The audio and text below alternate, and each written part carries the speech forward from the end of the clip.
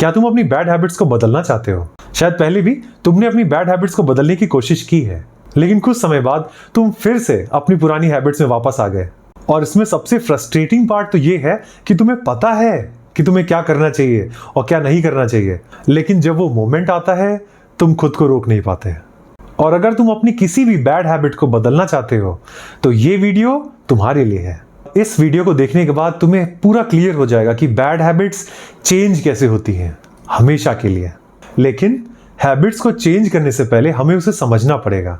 Bad habits को छोड़ना इतना मुश्किल क्यों होता है? क्योंकि हर एक बैड हैबिट से तुम्हें कोई ना कोई बेनिफिट मिल रहा है। जैसे फॉर एग्जांपल सोशल मीडिया पे टाइम वेस्ट करने की हैबिट को लेते हैं। तुम सोचते हो देखो मेरे दोस्तों ने क्या पोस्ट डाली है, या देखो मेरे फेवरेट यूट्यूबर ने पोस्ट क्या डाली है, देखने में मजा आएगा। यहीं से शुरुआत होती है और तुम्हारे 3-4 घंटे ऐसे ही वेस्ट हो जाते हैं। हालांकि ये एक बैड हैबिट है टाइम वेस्ट करने की, लेकिन इसके बेनिफिट्स तो देखो। इससे एक तरफ तो तुम्हारा एंटरटेनमेंट हो रहा है और दूसरी तरफ बोरियत या टेंशन दूर हो रही है, लेकिन बस थोड़े से टाइम के लिए।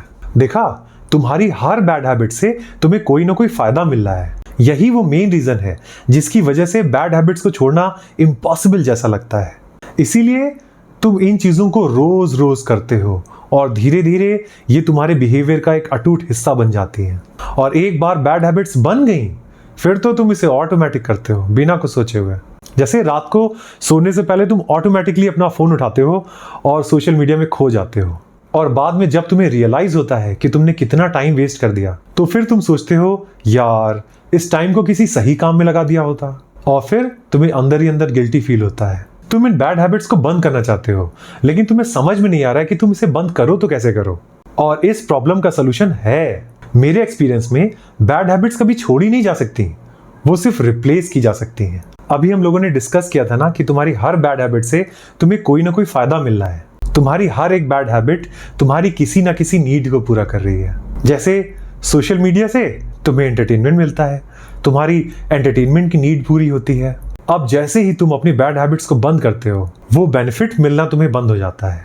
अब यहाँ एक गैप बन जाता है, तुम्हें कुछ कमी महसूस होती है, कुछ खाली खाली सा लगता है, तुम्हें हल्की हल्की टेंशन फील होती है, क्योंकि जो बेनिफिट तुम्हें बैड हैबिट से मिल रहा था अब वहां पे खाली गैप आ गया है। अब तुम चाहे जितनी भी विल पावर यूज कर लो कुछ नहीं होगा। इस खाली गैप को दूर करने के लिए और फिर उन्हीं बेनिफिट्स को वापस पाने के लिए तुम आखिर में फिर उन्हीं बैड हैबिट्स को अपना लेते हो। इसीलिए किसी भी एक बैड हैबिट को छोड़ने के लिए तुम्हें उस बैड हैबिट को किसी गुड हैबिट से रिप्लेस करना पड़ेगा। यही एक परमानेंट सोल्यूशन है। हमारा गोल यहाँ पर यह है कि जो बेनिफिट्स तुम्हें बैड हैबिट से मिल रहे थे अब वही बेनिफिट्स तुम्हें किसी गुड हैबिट से मिलने लगे। इसी को कहते हैं हैबिट्स को रिप्लेस करना।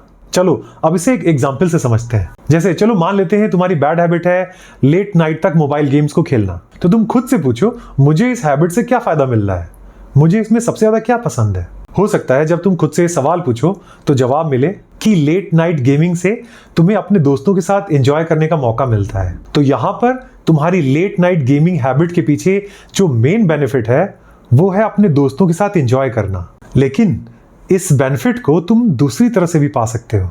दिन में या शाम को अपने दोस्तों के साथ रियल में टाइम स्पेंड करो यार। अब ये गुड हैबिट है कि दोस्तों के साथ रियल में टाइम स्पेंड करना, और इसके बेनिफिट्स भी तुमको सेम वही मिल रहे हैं कि दोस्तों के साथ एंजॉय करना। देखा, लेकिन ये बस एक एग्जांपल था। बैड हैबिट्स के बेनिफिट बहुत अलग अलग तरह के हो सकते हैं।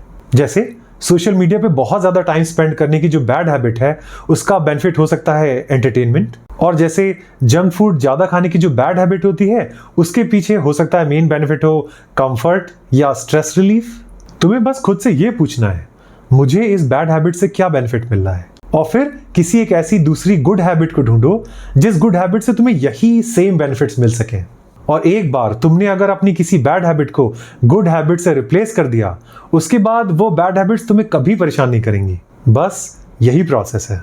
मैंने खुद इस मेथड का यूज करके अपनी कई बैड हैबिट्स को परमानेंटली चेंज किया है, और मुझे पूरा विश्वास है कि तुम भी इस मेथड की हेल्प से अपनी बैड हैबिट्स को जरूर चेंज कर पाओगे। अब आने वाली वीडियोस में हम लोग हैबिट्स की साइकोलॉजी को और थोड़ा डीप में समझेंगे और हैबिट्स चेंज करने के और भी तरीकों को देखेंगे। और अगर तुम इसी तरह की और भी रेयर स्किल्स सीखना चाहते हो तो चैनल को सब्सक्राइब कर लो। मिलते हैं अगली वीडियो में।